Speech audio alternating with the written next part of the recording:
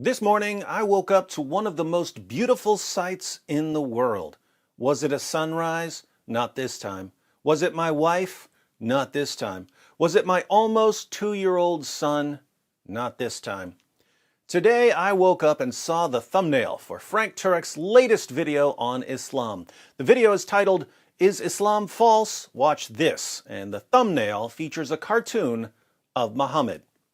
Those of you who are the same age Aisha was when Muhammad climbed on top of her probably won't remember what happened 5 years ago because you were only 4 years old at the time.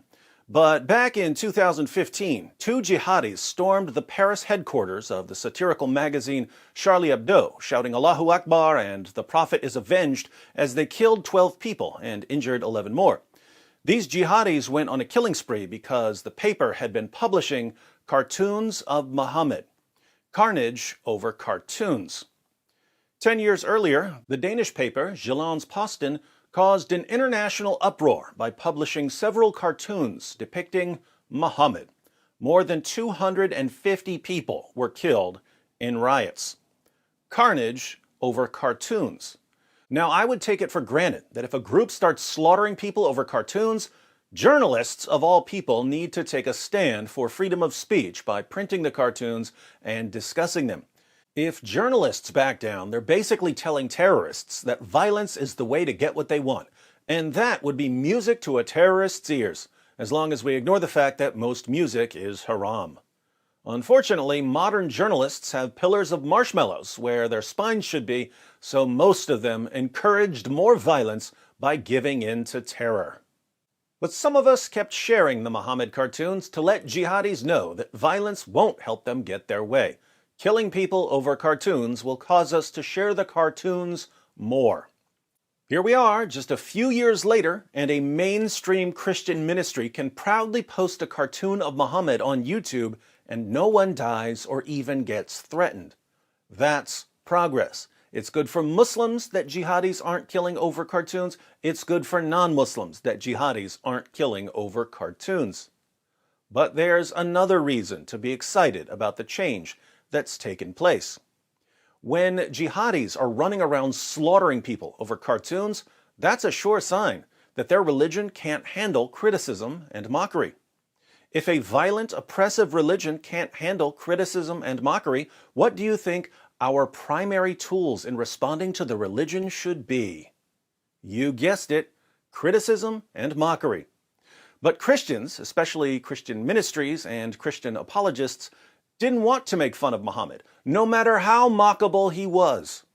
When a man has sex with a prepubescent girl and marries the wife of his own adopted son and beats his wives and allows his followers to hire prostitutes and walks around covered in semen and sucks on the tongues of little boys, he's basically inviting the world to mock him. He's begging us to mock him. He's saying, "Please mock me."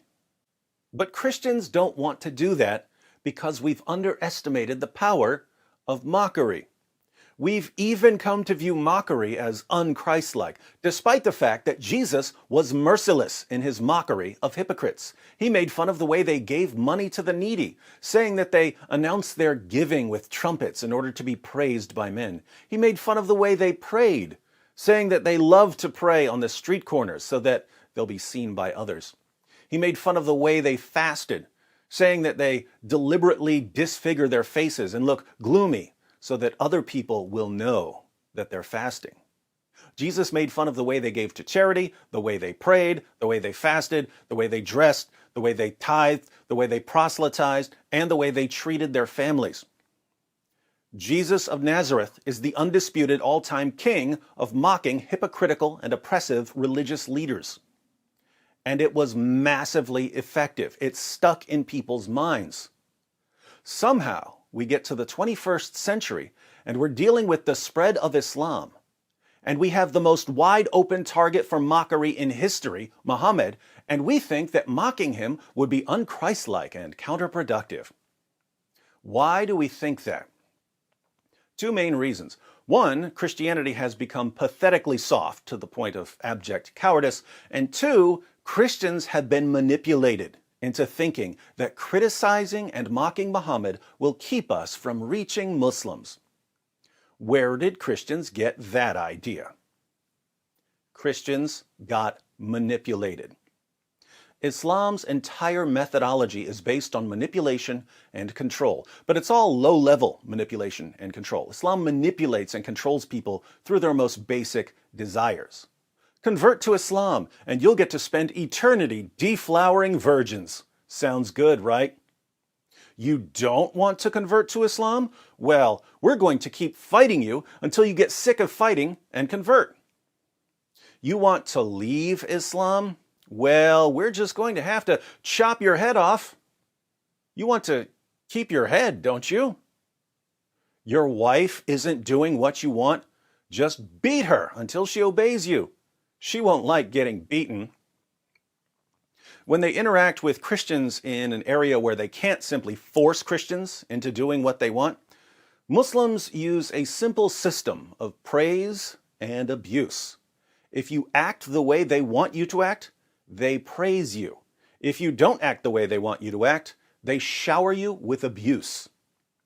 When a Christian criticizes Muhammad, Muslims heap abuse on him. Most people don't like being abused, so heaping abuse on someone can be an effective means of controlling him. When a Christian goes around telling people not to criticize Muhammad, Muslims praise him. Most people like being praised, so praising someone can be an effective means of controlling him. Lots of Christians are actually gullible enough to fall for this. Everyone, look at all the Muslims who are praising me and telling me how much they like my approach. I'm really getting through to them. Unlike those other Christians that Muslims keep attacking, those Christians don't know how to reach Muslims. That's why Muslims keep attacking them. I would take it as obvious that if Muslims think your approach has any chance of leading Muslims out of Islam, they're not going to praise you. So if Muslims were ever to praise my methods, that would be an immediate warning sign to me that I'm doing something horribly wrong. But lots of Christians just fall for this instantly. Muslims really like the way I talk about Muhammad. I'm so effective with them. They love me. Christians have fallen for this manipulation for years. Christians who don't fall for it are usually treated like outcasts. We're told that we don't care about reaching Muslims because we don't use the methods that Muslims praise. Instead, we use the methods that send Muslims into an uproar. Shame on us. That's been my experience for the past decade and a half or so. So when I wake up and see a popular mainstream Christian ministry with a cartoon of Muhammad in the thumbnail of their new video, I start to think that the tides may be turning, that Christian apologists may be realizing that Muhammad deserves to be criticized and mocked, and that far from being ineffective, criticism and mockery of perverted hypocrites like Muhammad can be massively effective. I criticize and mock Islam all day, every day through my videos, which are playing non-stop on computers and phones around the world. The sun never sets on the apologetics empire. And guess what? Muslims can't stay away. They're drawn to the mockery. And after they've witnessed the avalanche of evidence against their prophet, they leave Islam. Imagine a world where millions of Christians are exposing Muhammad day and night, where millions of Christians don't let hypocritical religious leaders tell us how to respond to hypocritical religious leaders, where millions of Christians return to our true Christian roots of mocking hypocrites and oppressors in epically memorable fashion. That would be a world in which Islam and its empire of fear and violence come tumbling to the ground. If you want to check out Frank Turek's new video on Islam with the infamous Muhammad thumbnail, the link is in the description box.